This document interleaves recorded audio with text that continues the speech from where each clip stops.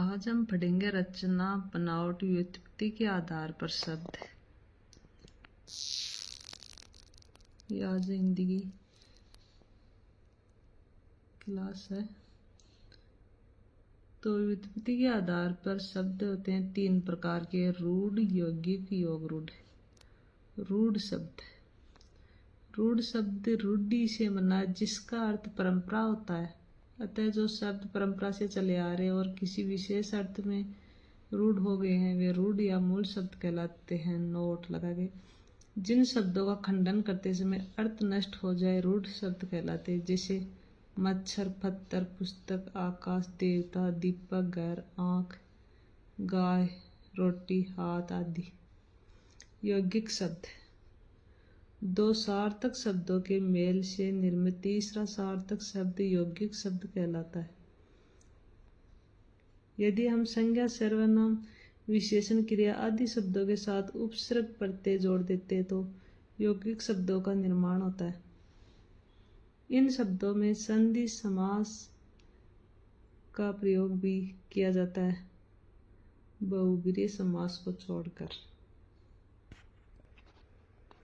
जैसे महाविद्यालय, महा प्लस विद्यालय, महाविद्यालय संयोग, विद्या प्लस आलय, विद्यालय, इसमें संधि है। उप प्लस स्थिति, उपस्थिति, इसमें उपसर्ग उप है। इंसान प्लस ईयत, इंसानियत, ईयत प्रत्यय। रसोई के लिए घर, रसोई घर, यह समास है। योगरूढ़ शब्द, इन शब्दों का निर्माण यौगिक की तरह ही होता है, किंतु इनका अर्थ योग के आधार पर न निकलकर रूढ़ि के आधार पर निकलता है। अर्थात किसी तीसरे विशिष्ट अर्थ में रूढ़ होने वाला शब्द योगरूढ़ होता है। नोट, बहुब्रीहि समास के समस्त उदाहरण योगरूढ़ होते हैं।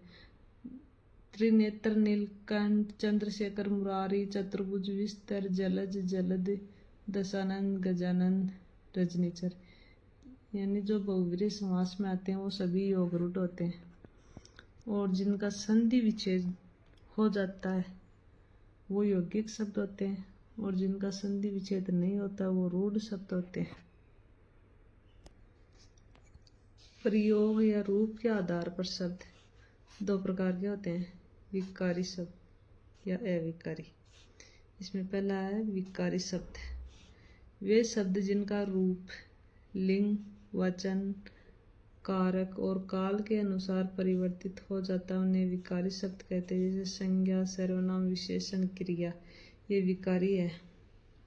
अविकारी शब्द, वे शब्द जिनके रूप में लिंग, वचन, कारक और काल के अनुसार कोई विकार उत्पन्न नहीं होता है, अविकारी शब्द कहलाते हैं। जैसे क्रिया, विशेषण, समुच्चय बोधक, संबंध बोधक, विस्मय आदि बोधक। यहाँ नोट लगा कर लिखा है, अविकारी शब्दों को अवयव शब्द भी कहते हैं। कुछ विद्वान निपात को भी अवयव मानते हैं, किंतु वेदों में गिनती नहीं होती है इनकी। विकारी शब्द, विकारी में बताया था ना पहला संज्ञा। परिभाषा, किसी व्यक्ति, वस्तु, स्थान, दशा, दिशा, भाव, जाति आदि के नाम का बोध कराने वाले शब्द संज्ञा कहलाते हैं। जैसे राम जयपुर में रहता है, राम यहाँ व्यक्तिवाचक है, जयपुर भी व्यक्तिवाचक है, ये एक स्थान विशेष का नाम आ गया। गाय घास खाती है, गाय यहाँ जातिवाचक है कि गाय में अनेक गायें होती हैं। बुढ़ापा दुखों का सागर है, बुढ़ापा किसका है? भाववाचक का। संज्ञा के भेद, व्यक्तिवाचक संज्ञा, जातिवाचक संज्ञा, भाववाचक संज्ञा। इसमें पहला है व्यक्तिवाचक संज्ञा। नियम, किसी व्यक्ति विशेष, वस्तु विशेष, स्थान विशेष आदि के नाम को व्यक्तिवाचक संज्ञा कहते हैं। निम्नलिखित नामों में व्यक्तिवाचक संज्ञा होती है: व्यक्ति विशेष के नाम जैसे राम, सीता, गगन, मेघना। दिन, महीना, साल के नाम मंगलवार, सावन, जनवरी 2022। उत्सव त्योहारों के नाम गांधी जयंती, दीपावली। पत्र पत्रिकाओं के नाम दैनिक भास्कर, प्रतियोगिता, दर्पण, रामायण, गीता। ऐतिहासिक युद्धों के नाम द्वितीय विश्व युद्ध, हल्दीघाटी युद्ध, खानवा का युद्ध। ऐतिहासिक स्थलों के नाम हवा महल, ताजमहल, चित्तौड़गढ़ दुर्ग, आमेर महल। यानी जो व्यक्ति विशेष का नाम आता है वह व्यक्तिवाचक होती है, क्योंकि जातिवाचक में तो अनेक का बोध होता है। इसमें अनेक अनेक पर्टिकुलर एक का नाम होता है, जो नाम होता है तो वहाँ व्यक्तिवाचक आता है। ट्रेनों के नाम, जम्मू तवी एक्सप्रेस, राजधानी एक्सप्रेस, ये भी व्यक्तिवाचक है। सागर, महासागरों के नाम, हिंद महासागर, प्रशांत महासागर, लाल सागर, भूमध्य सागर, ये भी व्यक्तिवाचक है क्योंकि एक व्यक्ति विशेष का नाम आ जाता है। जातिवाचक संज्ञा, जिन संज्ञा शब्दों के द्वारा किसी जाति विशेष का बोध होता है वहाँ जातिवाचक संज्ञा होती है। अर्थात जिन पदार्थों से किसी समूह का बोध होता है या अनिश्चय का बोध होता है वहाँ जातिवाचक संज्ञा होती है। जैसे स्त्री, पुरुष, नदी, पर्वत, पेड़, पंखा, किला, महात्मा जी, पंडित जी, नेताजी, लाला जी, सड़क, घर आदि। जानवरों में गाय का दूध मीठा होता है। जानवर जातिवाचक, गाय जातिवाचक, दूध द्रव्य जातिवाचक, इधर दूध व्यक्तिवाचक भी है। सोने की चेन महंगी हो गई, सोना द्रव्य जातिवाचक, महंगी व्यक्तिवाचक, चेन जातिवाचक।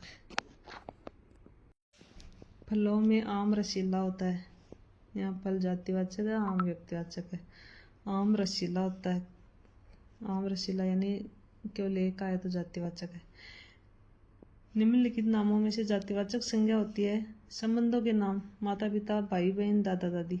फसलों के नाम, गेहूँ, चावल, मक्का, रबी की फसल, खरीफ की फसल, जायद की फसल। पशु पक्षी, गाय, बैल, कुत्ता, बिल्ली, तोता, मैना। अपवाद में कामधेनु व्यक्तिवाचक, पर्टिकुलर एक का नाम आया। जाति व धर्मों के नाम, राजपूत, ब्राह्मण, हिंदू, मुस्लिम, ईसाई। पद व्यवसाय के नाम, अध्यापक, डॉक्टर, इंजीनियर, पति, दुकानदार, उद्योगपति, करोड़पति, राष्ट्रपति, मंत्री, संतरी, प्रधानमंत्री, मुख्यमंत्री आदि।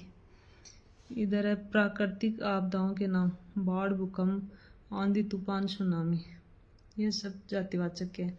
अगला भाववाचक संज्ञा,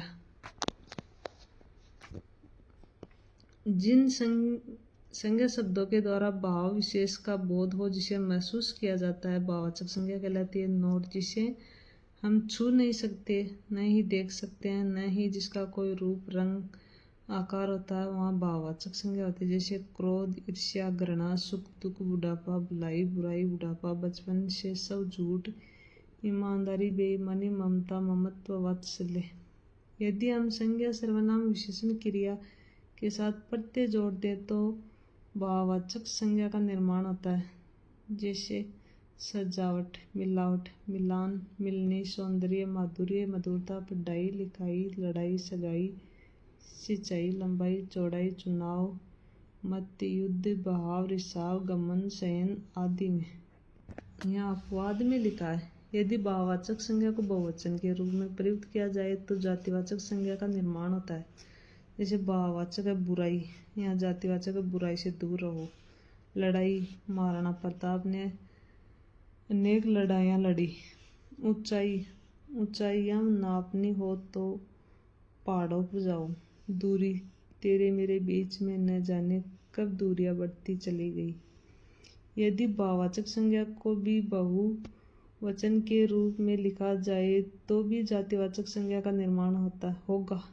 जैसे रावण, गली गली में रावणों की कमी नहीं है। हरिश्चंद्र, आज देश को हरिश्चंद्रों की आवश्यकता है। दो व्यक्तियों के गुणों की तुलना की जाए वहाँ जिस व्यक्ति के गुण दर्शाए जाते हैं उसमें जातिवाचक संज्ञा होती है। कालिदास भारत के शेक्सपियर है। कालिदास व्यक्तिवाचक है, ये शेक्सपियर जातिवाचक है। मौन, इस सूरदास को सड़क पार करा दो, यहाँ मौन व्यक्तिवाचक है, सूरदास जातिवाचक है। वह तो हरिश्चंद्र है, उसे सत्य से कोई डिगा नहीं सकता। हरिश्चंद्र क्या हुआ, जातिवाचक। यह जातिवाचक संज्ञा से बनने वाली भाववाचक संज्ञा। इधर है जातिवाचक, इधर है भाववाचक। शिशु का शैशव, बच्चा का बचपन, राष्ट्र का राष्ट्रीयता, बुढ़ा का बुढ़ापा, सेवक सेवा, चोर चोरी, कंजूस कंजूसी, ईश्वर ऐश्वर्य, इंसान इंसानियत, तरुण तारुण्य, स्त्री स्त्रीत्व, मानव मानवता।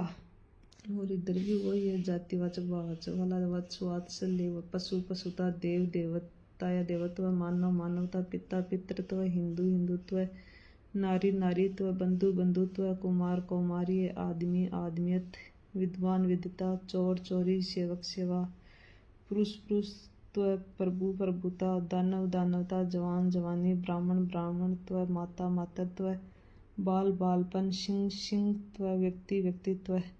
यानी ये सभी जातिवाचक संज्ञा से बनने वाले भाववाचक शब्द है। अगला हम सर्वनाम से बनने वाली भाववाचक संज्ञा ये कल पढ़ेंगे।